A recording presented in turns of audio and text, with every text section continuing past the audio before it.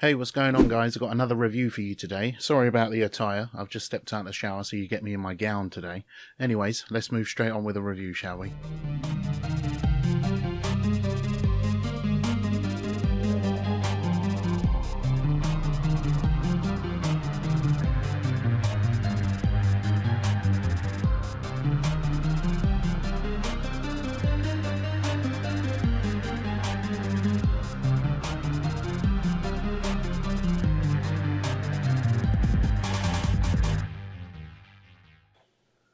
Okay, so we're here on the first island. As you can see, you'll probably recognise this opening bit here. I've come back, after getting through somewhat of the game and chucked down a T-Rex that you can probably hear somewhere. And that's about it. I haven't really done much, and it's just gone down, but it just given me 5 stars, and I've got a dead dinosaur. Interesting. He probably just died of old age, yeah, because he's been here for a while. So we can just leave him, or no. Oh, wrong one. Now, I've noticed this game locks up sometimes. It could be my system. I'm probably just going to blame my system, because it's not great. My graphics is a 1050 Ti. It's just done it again while we're... I'm not sure. Dinosaur ready to release? Oh yeah, so I was just doing this to try and get the park up to... I was trying to reach the 4-star mark to unlock the 5th island. I didn't realise you had to do it on this level. It doesn't really give much sort of indication as to what to do on each level specifically. I know you can find the info, but now this is cool. This is one thing I do like about the game, when you release the dinosaur. Because, unfortunately, that's one of the only things you can do in the game. So yeah, all you can really do is hatch and release dinosaurs. You can't really, integrate with the guests. You can't be a guest and walk around the park. You can drive your Jeep. So you get your Ranger vehicles. I can't even remember where I've kept them on this one. I literally cannot remember. And they're just not catching my eye at the moment. You're probably screaming at me right now, but yeah. It doesn't look like... Have I not got them? No, they're here. They're here. I knew I had them, because you have to have them. Responding to resupply request. So yeah, you can just tell them what to do. Or you can actually just drive the vehicle yourself. Which I rarely do. Because I just find it easier when you're managing the park to just go around and do what you do. So yeah, that's a bit of that. We won't do too much of that. So yeah, this is the opening island, of course. You start off with this thing here. I put a few big ones in there. 3 Brachiosaur, just to get that 4-star rating again to unlock that 5th island. But that's all I had in here before. These Trikes and the Struths and 3 Ceratosaurus in there. And it gave me completion and opened the next map. So I just went straight to it, because there wasn't a lot I could build. These here, these 3, I just built when I came back. All of this I built when I came back. So yeah, there's not really much to do on that level. And the game tells quite the same story over the next few. So we'll load up another map. There you go, Isla Muerta.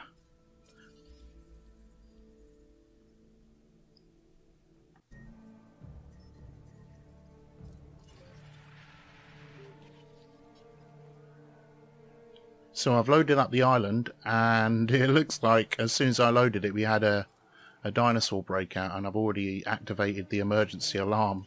I must have just managed to do the things I needed to do before this happened. Oh, I can actually remember building this bit now.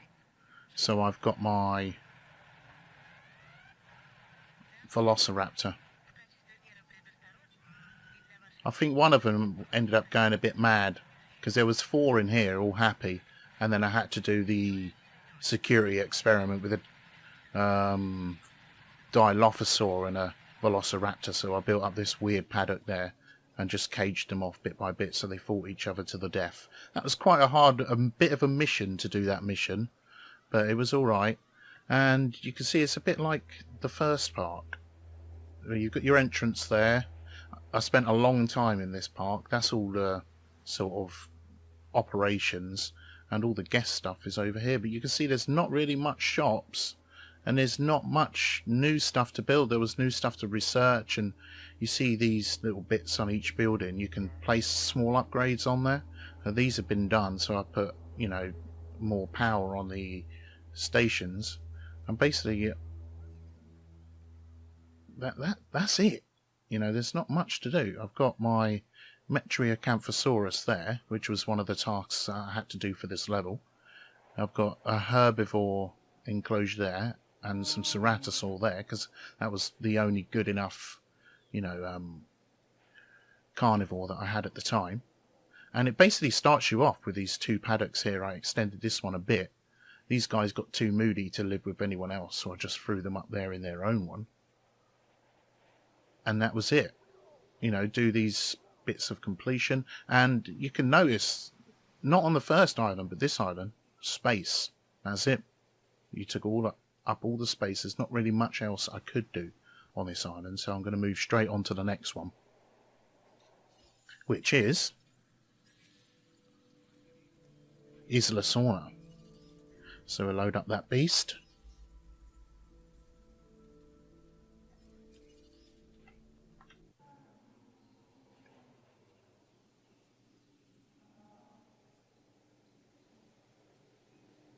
Now we're starting to get into the beef of it here, because this is, I think, the last one that you do of the main islands, and it gives you a hell of a lot of space on this one. So it starts you off with this little thing here, and everything's just open. It's got loads of stegosaurus walking around. They're all dead now. They died of old age, along with the Spinosaurus that was also walking around. I built this paddock first and trapped the Spinosaurus, but I've got my own one in there now. I had to build certain ones for this one to fulfill tasks. The tasks on this weren't too long. They were very long, but they weren't too hard. So the last task, I didn't even know how to build an Indominus Rex, but he's in here somewhere. If we can find him, press the M button. There he is. So he's attacking the fence right now, because he's just been agitated ever since you build him. The dinosaurs I find on this game are all really, really hard to manage. And this guy, you know, he's going to be hard to manage anyway. He's always, you know, been agitated. Every so often he just gets agitated for no reason. So he's going to be released soon, and I'm not going to do anything about it. As you noticed, I'm not going to do anything about the raptors on the other island. I'm not coming back. And at this point, I was run out of space. I know he's got a big paddock, but I wanted to make sure he had enough space. And there's a Ceratosaurus in there. And the storms that seem coming on this game, well annoying. So I can show you what you have to do. Just open all the shelters on the island. And people will just run to them when they hear the alarm. There's one over here as well. So I've got to build this monorail that I was aching to build throughout the game, because you lack space. And, you know, you can just see, like, I like to give the dinosaurs a lot of space so I can work with it. If they start to get moody, I need to put them in another one. So here comes a storm. You get all the warnings up here. That's a power outage. Sabotages happen way too often in this as well. It's like Dennis Nedry just lives in your park all the time. And he's just constantly out in the power, out in the power. That's why I got 3 stations. I could do it with just them 2. But one of them will always drop. Always drop. It's fucking ridiculous, this game. So yeah, there's that part. I haven't really got any new dinosaurs. You can see all the dinosaurs are pretty much the same, apart from the Indominus Rex, which is done by hybrids. So you do that in your research lab instead of, you know, in the Hammond Creation Lab. I didn't really get at first not to build too many of these things because they take quite a lot of power, so I'm using the one for both of them, but I'm also using that one for this one, that one and that one. So you do learn some tactics. These are about the only other things you can build apart from the hotel for people to do. But there should, in this one, yeah, you can see the gyrospheres. And you can ride in one. We'll do that, actually. Now, I don't think I got enough stars in the level for me to manually drive this thing, but I can sit in it and ride, which is, yeah, it's over now, you know. But I just want to mention that there's not a lot you can do in this game. You know, if it gave you the freedom and all the money on this level, your park would look pretty much the same. There's too little levels in this game, in the career, to want to do stuff. Like, I've done all the missions, all 25 missions. I think there's 25. No, 20. There's 20 missions. Who cares? There's 20 or 25 missions. And I've done them all. Someone's breaking out again. But it doesn't give you any inspiration to go, right, I've unlocked all these things now, let's build a massive park. Because you've done everything by the 3rd level. It makes you think you're going to get new stuff. Like, I got the gyrospheres, like, and I thought, oh, what's going to come after that? Nothing. Upgrades for your power stations, a few new shops that you can't even interact with, really. Ugh, this lag, I really apologise about that. So that you can choose what to sell it for. I didn't realise you could manage to starve. But yeah, you can put more staff in there, I guess, but I don't really understand how it all works. It doesn't tell you to do it. It doesn't tutorial through it. Come on, guy.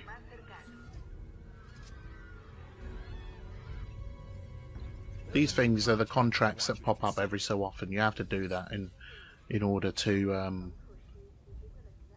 unlock their mission. Each one of these factions has a mission, and you have to get them on good standing to unlock that. So yeah, the game in general is pretty shit, to be fair. For a game that's 45 quid, you'd expect a lot more than this. Like, you can't even click on a guest. You can name your dinosaurs, but you can't name the guests. You can't really do anything. That's it. Once your park's built, it's pretty much built. There's nothing new. There's no water dinosaurs. They could have put so much stuff in this, like rides. There's no roller coaster that you could put in there, you know what I mean? Or, like, I think a lot of other games have done dinosaurs better than this game. Some of them are dinosaur games, like Jurassic Park, Operation Genesis. That's a really good game. And it's got more functions, like you can get the Jeep rides to go through each enclosure and stuff like that. This feels like a beta, a really good looking beta.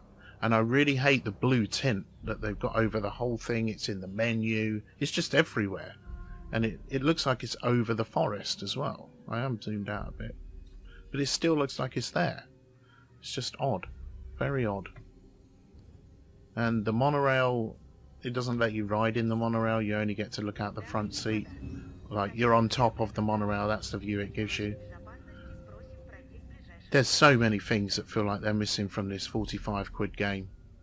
It feels like they rushed it to get it out the same time as the second shit Jurassic World movie. It's so bad, that movie as well. I'm not going to say what happens in it because I actually don't remember. That's how forgettable that movie is. I've seen it, thought it was shit, erased it from my memory. The woman who plays the lead pole, I can remember her, not what she sounds like or does, but I remember what she looks like, because that's, apart from the dinosaurs, that's the only good thing in the movie. I like the first Jurassic World movie. It's not great again, but I love dinosaurs and stuff, so yeah. And so I'm going to move on to the last island I'm going to show you. I'm not going to show you all the shit ones, because one of them was a really narrow and long island, and it was just storm after storm. I had to retry and retry and retry, because once a storm happens and you're not really that well equipped and your money's not massive, you can't do anything. You can't do anything. Once you go into the minus, you can't even afford to send your expedition out to look for fossils and stuff.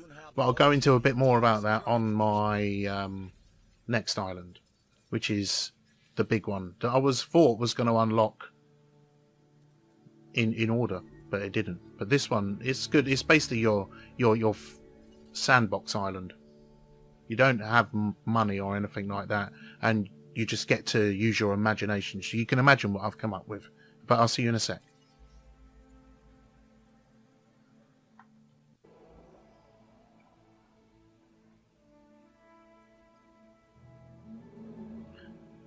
Now, we're in the Sandbox Park, and you can see Mission complete. there's nothing it gives you. What would you want to build if you had all this space? That's what I thought.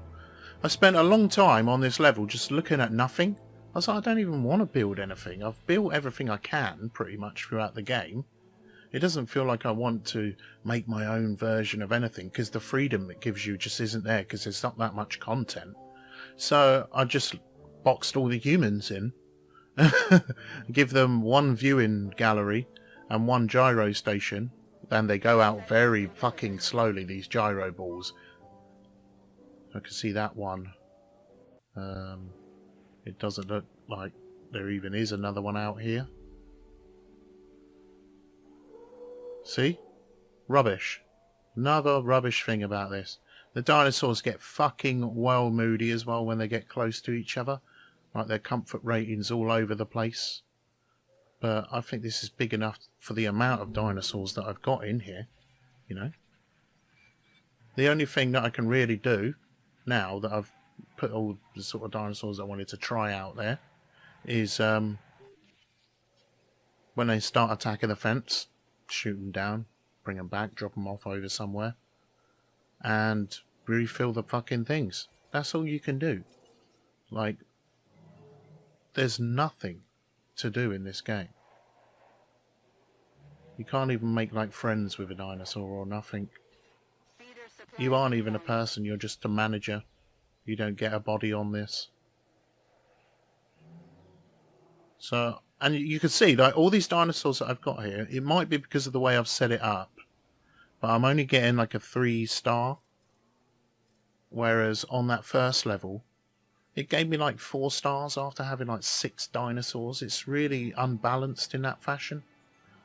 And as I was saying, when the storms happen, you've got to restart the whole thing if your money hits the minus, because you can't do anything. You can't do anything. You can't send out expeditions. And I've done all that stuff now, so why do I even need to build those buildings?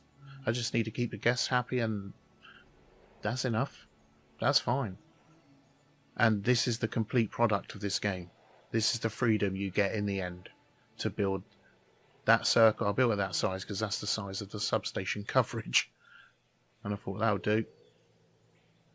And that's it.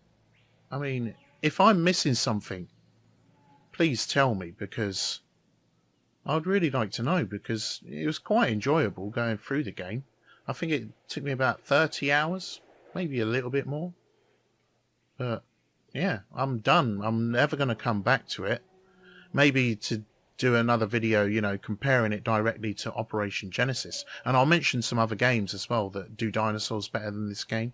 Operation Genesis is one, but Zoo Tycoon 2 with the add-ons as well, that does it better. I can't, I've just lost them all off the top of my head now. But those are 2 games that do it better than this. Yeah, I'm just trying to think. I can't think of any more. So yeah, go back to those 2 if you want to have a true... If you want the true Jurassic Park, then it's got to be Operation Genesis. I mean, I think I might be remembering this correctly, but you had like sky lifts and stuff to take people around the varied landscape. It seems on this, as soon as it gets a bit hilly, you can't even build there. Like, all of that is just untouchable. You can't even touch it at all. Whereas, you know, it doesn't seem to be a scenario editor or anything like that. You can flatten the landscape within these boundaries, but there's no world builder or anything like that. Campaign is done. I think they spent all their money on Ian Malcolm's voice. That's what I think they spent all their money on. Jeff Goldblum. And then made a shit game. Because I saw lots of interviews of people just sucking him off. Like, oh, I can't believe you're in the game. I can't wait to play it. Blah, blah, this, blah, blah, that. I wouldn't give a fuck if it was just a voiceover actor for Ian Malcolm. Like the rest of them. What's the point of just having one? Because you can't afford to do the rest. So save that money and make some good content, for fuck's sake. At least a roller coaster or something. Or something. You wouldn't even go to this place. More than once, you know. It's not like your local wildlife place where you can go there or buy a season ticket, or you might even buy a day ticket going on another time. You'd come here once and you'd never come here again. Well, this particular design anyway. Yeah.